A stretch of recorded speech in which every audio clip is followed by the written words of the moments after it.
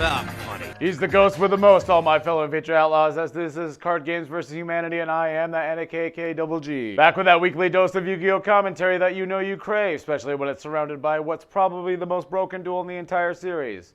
I don't know, it's definitely up there. So don't forget all that interactive shit if you enjoy the show, because I don't know if you know this, on YouTube, that tends to help you grow. Our episode begins with a lovely little recap by once again pretty much just playing the scene between Pegasus and the Big Five, because the last episode maybe made it to a whopping turn 3 in their duel. And you know there isn't much planned for this episode when the recap itself takes up a full 2 minutes of a 22-minute episode. Seriously, I clocked it in at about 1:58 or something. Yugi lays down a trap card because he definitely did forget to do that last turn, which because this is the first time we're seeing it, it is activated immediately on Kaiba's next attack with the blue eyes. Caught in the grasp of the spellbinding circle that apparently doesn't have an animation yet, his blue eyes is lowered to 2300 attack. A blue-eyes white dragon is normally unstoppable. I'm sorry, but no. Even back in the day, you had options. Fissure, man-eater bug. Oh yeah, those don't exist in the show yet, do they? After successfully destroying his blue eyes, Fake Kaiba just skips his turn and summons another one, destroying the Dark Magician without hesitation. But never mind that, let's head back to the Kaiba cave, where this computer, where we're never really explained if it's a real person or not, is trying to reroute the data to Kaiba, which... didn't they do that last episode? Now downloading Duel data.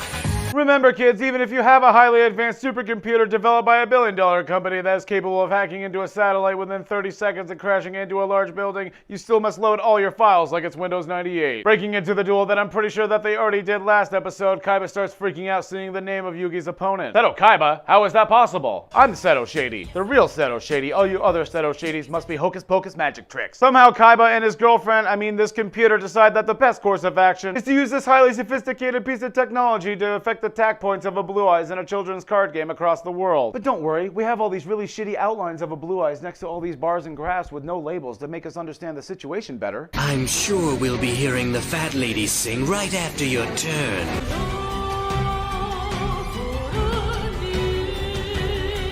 You know, you really shouldn't body shame people.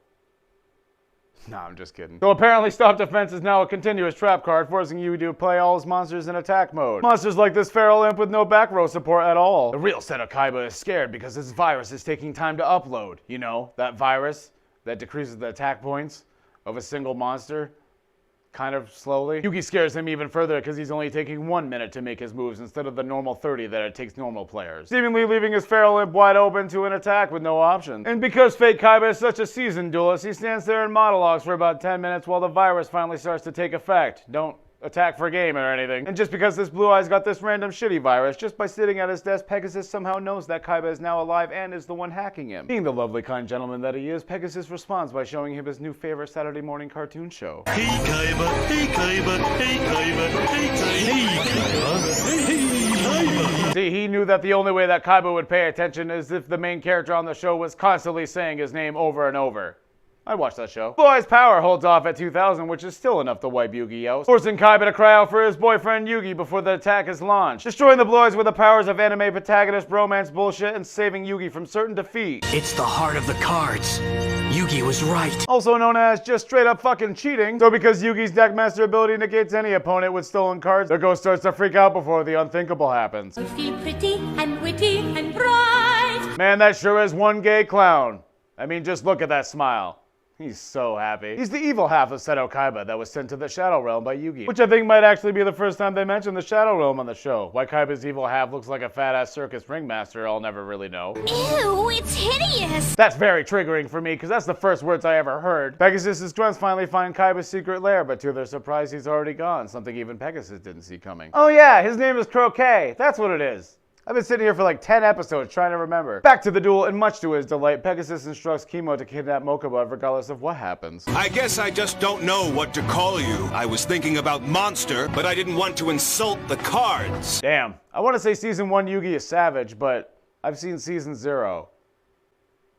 You can't go back after that. Sad Clown Kaiba summons a monster called the Grappler in defense mode, the most basic name you've ever heard, trying to stall out and find the Blue Eyes inside of a deck that looks like it has about 66 cards. Yugi then counters with the Legend of Zelda, destroying the Grappler before he continues to just stall out the duel one by setting monsters in defense mode, because apparently you can just do that. Face down!